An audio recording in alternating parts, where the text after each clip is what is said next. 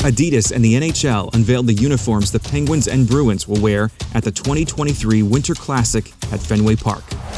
This is an Icethetics Flash Report for November 25th. I'm Chris. Thanks for watching. Earlier this month, the league announced the team crests for their marquee outdoor game. You can watch my previous Flash Report to get caught up on those details. Today, we get to see how those logos are used on the uniforms. Let's start with the host team.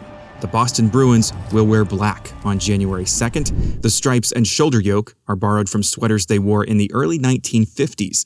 Big, bold yellow stripes around the waist and sleeves.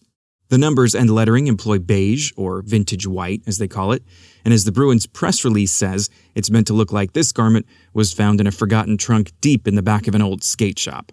For a heightened look of antique authenticity, Adidas even added extra stitching to the felt letters and numbers to make it look like these old tattered sweaters have had to be repaired and restitched over the decades.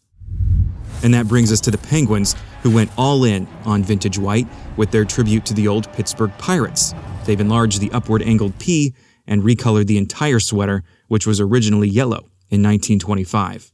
Also of note is the unique narrow shoulder yoke, which is squared off on the ends instead of rounded, and the stitching inside the yellow numbers is a really nice touch. Now, this marks the first time that opposing teams in the Winter Classic will use the same color scheme: yellow, black, and vintage white. To be fair, Boston has an extra touch of brown on the bearhead crest, but that's really it. While this color overlap may seem inevitable with these two teams, it didn't have to be. Neither the Bruins nor Penguins wore black and yellow when they joined the NHL. Boston wore brown in 1924. Pittsburgh used powder blue when they entered in 1967. So this game could have been blue and brown.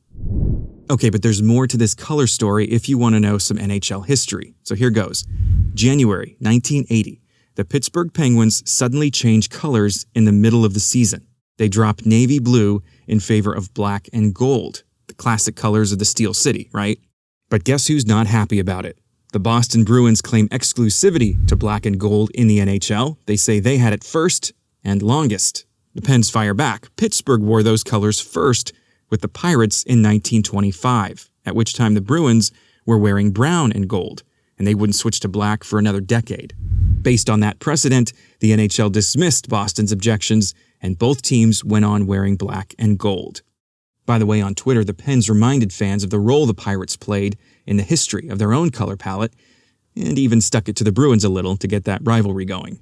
But what you may not realize is the NHL Pirates were really the first pro sports team in Pittsburgh to wear black and gold. At that time, the baseball Pirates wore blue and red, and the Steelers didn't exist yet. So, there's some inane trivia for your next holiday party. And that's all for now. Drop a like on your way out if you don't mind. Thanks again for watching, and see you next time.